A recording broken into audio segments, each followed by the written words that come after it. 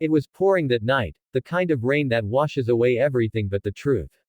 A single dad named Ethan Cole, a former rescue pilot turned mechanic, was driving home after a late shift.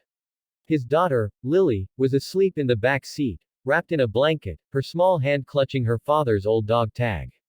The wipers fought to keep up with the storm, and the hum of the rain almost drowned out the scream.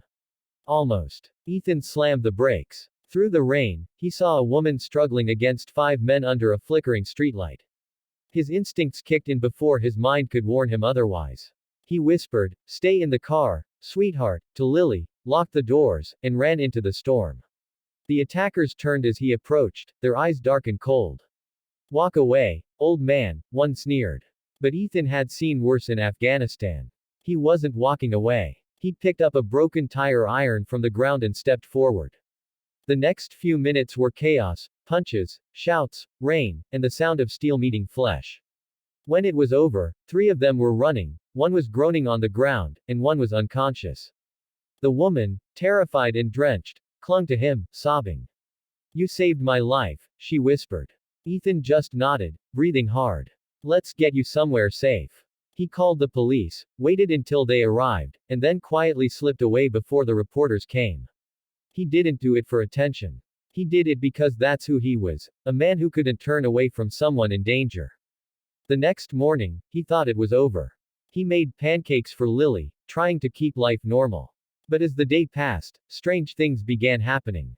Black SUVs drove slowly past his small farmhouse on the hill. Men in suits asked the neighbors about him. And just as he stepped onto his porch to see what was going on, the sound hit him, thunder, but mechanical. He looked up. A massive helicopter was hovering low over his yard, its blades sending leaves and dust swirling. Lily ran to the window, eyes wide. "Daddy, what's happening?" Ethan shielded her behind him as the helicopter descended. 2 men stepped out, one in military uniform, the other in a dark coat. The officer saluted him. "Mr. Cole." Ethan nodded cautiously.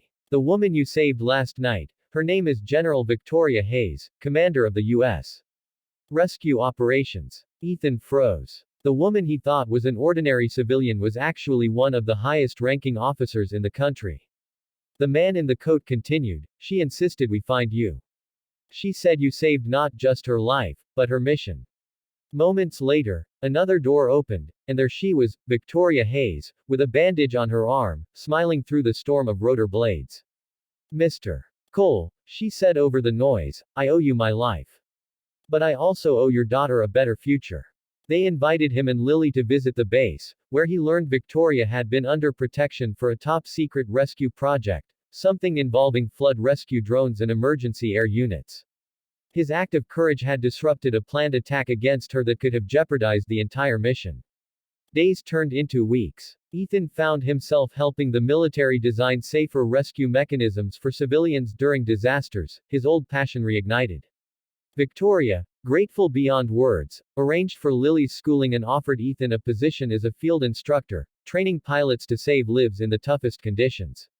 One evening, standing beside a rescue helicopter painted with the words, "Guardian 1, Ethan watched his daughter laugh with the crew. For the first time since losing his wife years ago, he felt peace. A reporter once asked him, "Why did you risk your life that night?" Ethan smiled, looking at the horizon. "Because someday, I want my daughter to know. When you see someone in danger, you don't wait for a hero. You become one." The screen fades as Lily runs into her father's arms. Rain falling softly around them. And a message appears. Courage doesn't always wear a uniform. Sometimes, it just wears a father's heart.